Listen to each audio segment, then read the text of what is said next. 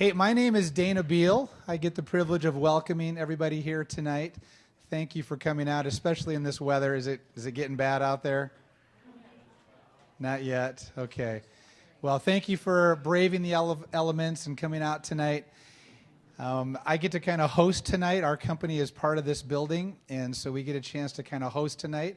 And it's great to kind of invite you guys to the Colonial Clock Building, a building that's been around for 125 years and has a lot of history in it. And hope you enjoy. You can walk around the hallways and look at the clocks and see some of the things that happened a long time ago. So when we planned this event, we thought we'd invite enough people to get maybe 50 people here. We thought if we got 50, well, and Teresa invited, more would come, but I did most of the inviting. We thought maybe we'd get 50. Maybe. We were hoping for 50. We had 90 people say they were going to show up tonight. We had over 100 say they want the video. And so that's why we have the video going and all these lights and all this stuff that looks like it's a way overkill, but it's really not, because Becky likes excellence. And I was thinking of setting a camera, I was thinking of setting a camera in the back, and my son is now a digital media person at student at Liberty, and so he said, no, Dad, you're not going to do that. And so anyway, all this is for the people watching on the video. Thank you for doing this for us. So anyway, just want to let you know, it's a little cramped, apologize for that, but we're blessed that everybody would come. And I guess I didn't know I knew this many people until we started inviting people. I was like, oh, how do we get here? That's the question. So I was part of a group called Foremost Printing. I had merged my two companies in with them, and we did that in 2012, and so we were together on that, and things were going well. And then as a company, we gave away money each year. We gave away 10% of our income, and we would give a quarter of it to local, a quarter to regional, and 50% to global. And there was a lady in our bindery. Her name is Val Wilson, and she is here. So she is responsible for all of this. And she came to us and said, hey, I want to give to this place called Women at Risk. And none of us knew anything about it, to be honest with you. We just didn't. And so we said, Val, go check them out. So she goes in and she checks them out, and she gets us a proposal, and we fund the proposal. And then Becky, being the astute founder that she is, invites my wife to a Christmas tea. And she found out who I was, and then invited Teresa to Christmas tea. And Teresa comes home and says, you've got to hear about this ministry. It's just an amazing ministry. They're global. They do all this stuff. And I said, I thought they were a women's shelter, which nothing wrong with that, but much larger scale than what I thought. So it was like 3 weeks later that we went out to dinner with Phil and Becky. And they were just explaining what all they've done and what the ministry's about. And as she was explaining what she needed, there was just something in the back of my head said, I could do that job, I think. I'd like to do that job. I'd like to figure out how I could do that job. And I didn't say anything. I just said, man, I think, you know. And then the next morning, I'm on my face, and I'm not one of those that do a lot of on my face praying, but I just, for some reason, was. And I felt the Lord say, hey, Merlin, if I asked you to do that job, would you do it? And I said, yeah. But then all of these thoughts came into my mind about, I think I had 7 business entities I was involved with, and kids in college, and incomes less than half. And I'm like, Lord, I don't see a way I can do this with all the way the different businesses were intertwined and everything. And I just went, sure, I'll say yes. It's easy when you don't think you can. And so I just kind of prayed about it, and we talked about it, and we just kind of let it sit. And then as things kind of progressed over the few months, things kind of began to unravel in my business life. Not bad, just kind of some things were freeing up, and we renegotiated some stuff. And one of my former partners, Paul is here, Kelly, and those 3 guys, Paul and Tim and Mark, were so very generous to me in allowing me to exit the partnership, and untangle all of that stuff. And I got a building in Greenville that if that sucker will sell, I got an environmental and a tax abatement to get done, and that sucker's done and sold. I feel like, this is something I can do. And so it's kind of a journey. You kind of think you're going to, and you kind of think you're not. And Becky and I got to know each other. I was the treasurer. I guess I still am. Probably needs to deal with that. Probably a conflict of interest. And so just really got to know the ministry, and more just felt like, this is where that I would like to be. It was in the fall of 2014 that the Lord gave me a verse that as I was praying about it, and it just said, "Oh Lord, you hear the desire of the afflicted." I'm going to come back to that word later. You will strengthen their heart. You will incline your ear to do justice to the fatherless and the oppressed, so that the man who is of the earth may strike terror no more. And I just got to the point, and I said, you know what, Lord? I got to do something. My hope was at 55, I thought, hopefully I got another 15 years left of health, and I just need to do something. And so we kind of began that journey of trying to figure out, is this the right thing? And it takes some time, and it did. But it got down to the point where I said, you know what? I feel like I want to be here, I should be here, but more importantly, I feel like I'm called to be here. And that's just so important. It is a very, very, very dark thing that we fight against, as Becky will share. And she and I are a lot alike, so that's good and that's bad. and we'll have our days and we'll have our moments, but you know what I know for sure is that we're aligned on hearts. The four of us are aligned on hearts. And our heart is this, that we want to rescue as many women and children and men from the awful, awful trap of chains and slavery, whether it be actual chains or economic chains or whatever those chains are, before we die. And we want to leave an organization that will thrive till Jesus comes. I mean, that's really what drives me. That's what drives Teresa. That's what drives Phil. And that's what drives Becky. And so she comes and shares. That's kind of the heart behind this. I have a lot to learn. We're joking that Phil doesn't come a lot to these events, so I feel privileged that he would come. And so I'm thinking, my first week, it's very, very significant. And I said, yeah, there's 2 weeks that you're very significant. Your first week and your last, right? It's like, so we hope that we have a long, long thing. And, I'd like to die in the saddle if that's it. So anyway, at this point, I want to have Becky come up in a minute after a DVD. And these guys have been, she's going to share her story. They've been all over the world. She grew up under Pakistan. Phil is a PhD in strategy. I don't even know I know it's a PhD in strategy, but he's really, really smart. And they have built orphanages and churches and stuff all around the world. They're just really a humble, powerful couple. And there's one thing about Becky that I'll tell a quick story that will kind of give you the idea of who she is. She was to speak at the Pentagon last winter, and she goes to the Grand Rapids Airport, and the flight's canceled from Grand Rapids to Detroit. She rents a car, drives to Detroit, past 15 people in the ditch, gets on the plane to Detroit to get to her prayer breakfast the next morning at the Pentagon. I'm going, that's determination. That's a woman I can follow. And so that's a little bit into the heart of what drives her and what drives both of them as far as their care for those that are less fortunate. So we're going to see a short DVD, and then Becky's going to speak to us. Thank you.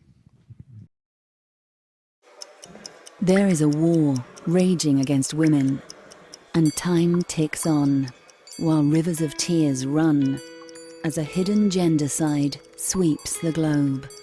At War International, we unveil what's hidden and reclaim what's beautiful. Yet our war has victims, disguised as statistics.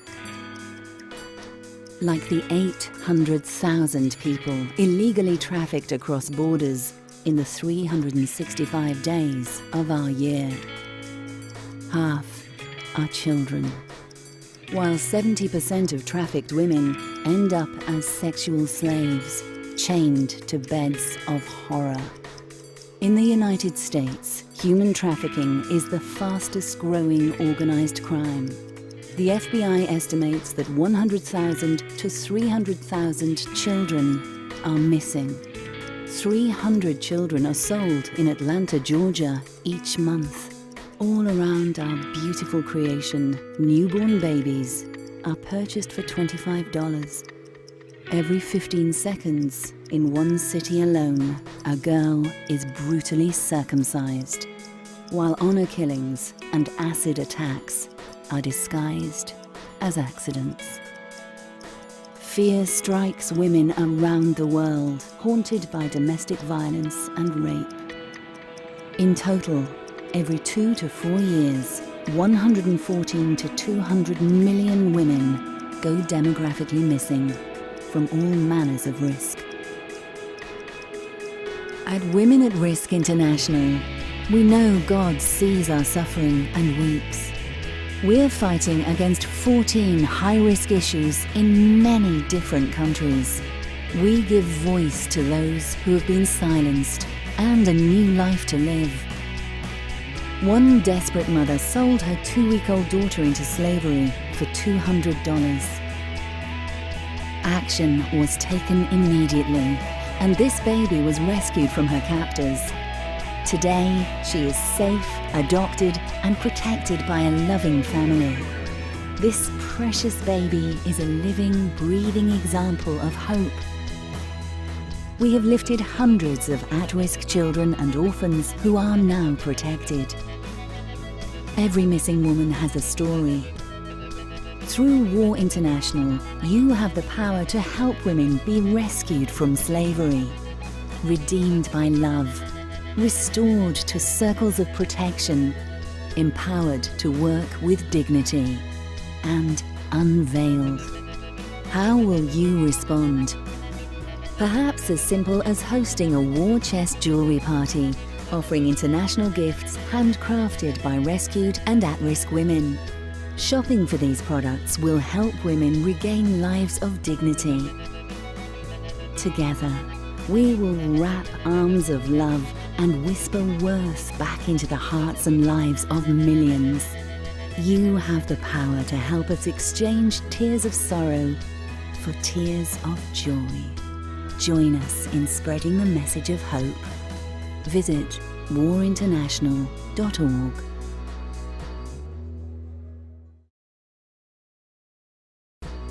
Tonight you're here because you love Merlin and Teresa, and you have entered into a journey with them that is a global one of risk and rescue.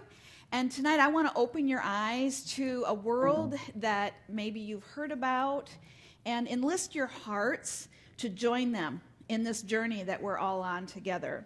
At the age of 14, the land of Bangladesh, now Bangladesh, East Pakistan then, went through a civil war to get its independence from Westpak. And there was a carnage of women then. During war, any war is carnage. But in a land where women are property and they're bought and sold in a marriage contract, they are exponentially attacked during war. And my girlfriend was attacked during that war. She was raped. She was 14 and I was 14. And to teach her in that context, you are a woman.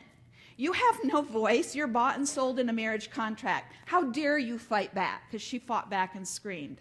They poured acid down her throat, not in her face, as is the norm, and took away her vocal cords forever. And God used that in my life to burn a hole in my heart, the acid of her suffering in my life, and set me on a pathway that I've been on ever since, of simply wrapping arms of love around wounded women and children and men. We have 3 safe houses of rescued men as well, and giving them the message, this is not your fault. This is not what you were created for. You were created to walk and talk in the cool of the day with the Creator God. Your worth is who God says you are. You are not the sum total of all the junk that's been done to you. I don't care whether a person makes a mistake and it goes south or if it's done to them through no fault of their own. I will wrap arms of love around them unconditionally. We are non-sectarian in who we take, and give them the message of worth. And wait for that moment, and it always comes, the $1 million question, when they say, why do you care when nobody cares? And that's when we show them from the Word of God that we care because God created you with worth and dignity. So Women at Risk International is simply an organization in 45 countries with 171 projects, just wrapping arms of love around wounded men, women, and children, and giving them a safe place to rewrite the story of their life and start over. And we are very involved in that all over the world. Tonight, I'm going to specifically talk to you about one of the 14 risk issues that we fight. We are known for that one. We have fought, my earliest experience, obviously, was with rape and domestic violence and honor killings and acid attacks, and we address 14 different risk issues. But we are most known for our fight against human trafficking. If you don't remember anything else I say tonight about women at risk, I want you to hear this from my heart to yours. After 58 years of doing what I do, and I've been doing this as a grown-up for 30 years, 33 years, what I'm going to share with you is not men's fault. Human trafficking is not a gender problem, it is a heart problem. A lot of human traffickers are women. Yes, men are the buyers, I get it. But it's really important to me in a room of men like this that you understand that my experience has taught me that this is not a male versus female problem. The newest cutting edge of trafficking in the United States of America is 15 to 18-year-old cool girls at school recruiting 9 to 12-year-old girls to go to a party that they can't drive themselves home from. So Shauna Newell goes to a sleepover in Pensacola, Florida at age 14, and she's sold for $300,000 on the internet. So this is not a male versus female problem. This is a heart problem. And many human traffickers are women, little old ladies with silver buns that go to remote villages and offer desperate families a way for their daughters to earn a living. Oh, they get them a job all right, chained to a bed. And in America, 15 to 18-year-old girls or women. So this is a human problem, a heart problem, and the heart is deceitfully wicked. So this is a problem globally, and it is the fastest growing arm of crime. The reason we're most known for this particular risk issue is all our product is anti-trafficking. And since women shop and men shop at our stores and on our home parties, they remember us for this. So all our product is either made in our safe houses by rescued women or in our preventative programs by at-risk women. Women who have a story, something about their story says they're exponentially at risk. Their sister was sold, they're next. They're an orphan, they're a widow at 15 or 88, I don't really care. And so in the 45 countries around the world, we fight trafficking curatively, going to the woman in her place of captivity, identifying that she's there against her will, building a relationship with her, and offering her a way out of that darkness. So even in West Michigan here, we're involved in that, and we have rescued women in West Michigan, and we have a training center at our headquarters on 44th Street in Grand Rapids. We've rescued women, children, boys, men, as young as 2 weeks old. The FBI estimates that West Michigan alone has 2,400 minors for sale at any given time, mostly on the internet. 90% of the children that were rescued and the adults that were rescued in the stings, the FBI stings at this year's Super Bowl, 90% of those began on the internet. 3,500 minors for sale in New York at any given time. 3,500 minors, that's more children for sale in New York than all the women of all ages in a whole year that die of breast cancer. This is a carnage of the innocent. This is a cry from my heart to yours to circle your cradles in this community and all around, especially as the family of God. Because we have a unique, in this room, we have probably one of everything. When I speak to 1,000 lawyers or I don't know how many hundreds of Homeland Security people or doctors, I've taught at 4 hospitals like Spectrum and places like that, I get all of one person. But in the family of God, I get a little bit of everybody. I get a school teacher, I get a mom at a sleepover, I get a youth worker, I get a realtor who sees things in a home, I get a cosmetologist, I get a waitress. Teresa Flores in Detroit was trafficked, and she wasn't rescued by a cop or a nonprofit, she was rescued by a waitress. And when we do our training, we give out 15 job descriptions so that you can know from whatever walk of life you're in. I'm not asking you to quit your job like Merlin did and come work with me, although that would be lovely, and the more the merrier. But I'm asking you just to circle your cradle right where you're at. I don't know. I often tell churches that I don't know if a woman would run into a sanctuary for sanctuary. If your baby, your daughter, your sister was in trouble and was being prostituted, would she run into a church for sanctuary? Pastor, would she? You think? Probably not. She wouldn't run to a cop or a clergyman. She would feel judged by them. And yet I don't care. I don't care what Christendom does or doesn't do.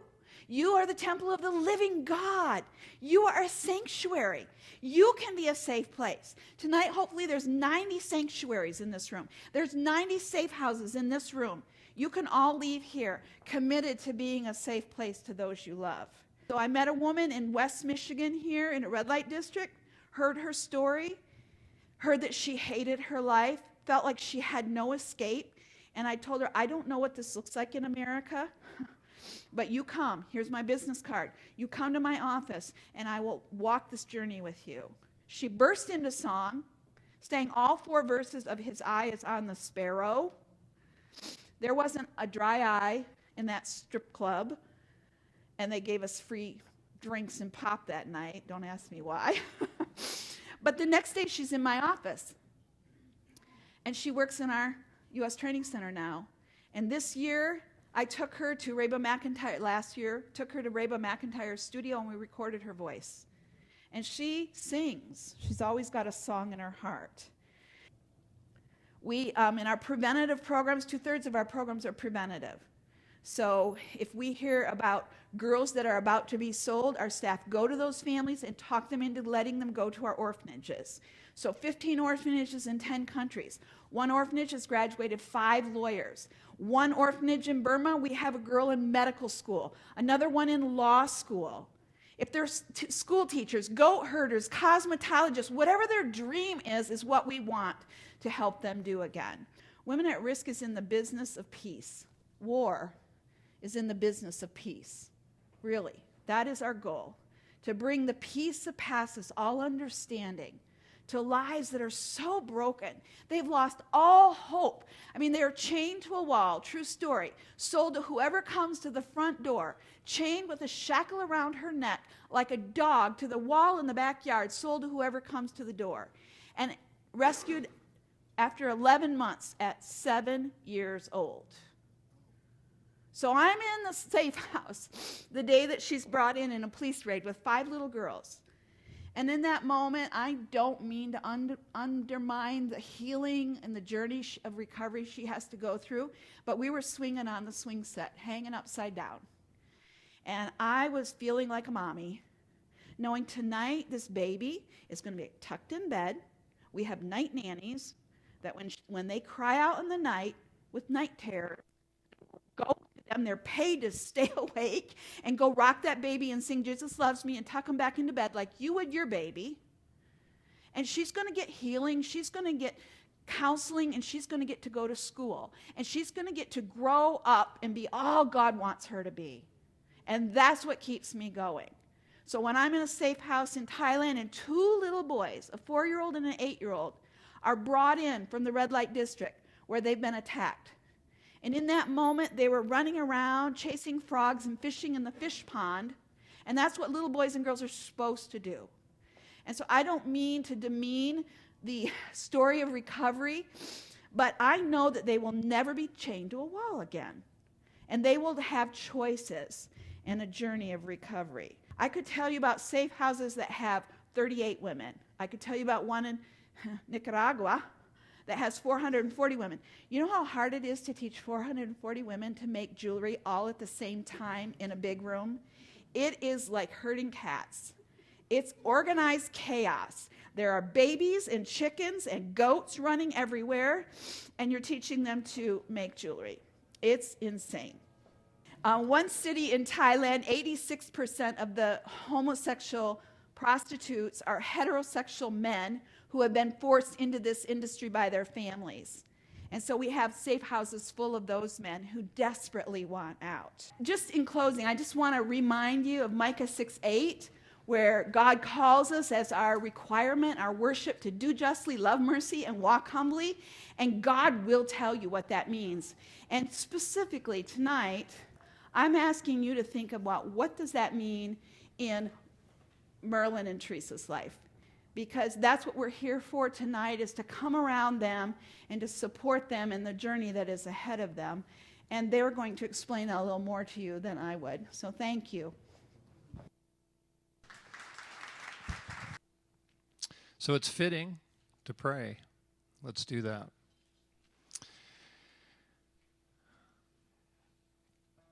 Lord, I love to quiet and to be still and to rest in your presence. We are thankful tonight, Lord, that we could be in this place and hear these stories, see what it is you're doing, God, in dark, dark places. I can't imagine what it is for you, Lord, to look down and to see these people that you've created in your image that are beautiful and made to know and understand you, to be locked into lives of despair and hurt. And we're grateful tonight, Lord, that you've got a plan, that Merlin and Teresa, that Women at Rest can be a part of that plan for the redemption of people that you love. So many things to get done, so many things to do. But you, Lord, we would open our hearts and open our lives, open our checkbooks with whatever we got, give it to you, ask you to multiply it, ask you to bless it, ask you to use us, and we'll be grateful in the end that we can be in service to a king and a master and a creator and Lord of all. In the silence, teach us what you want, Lord.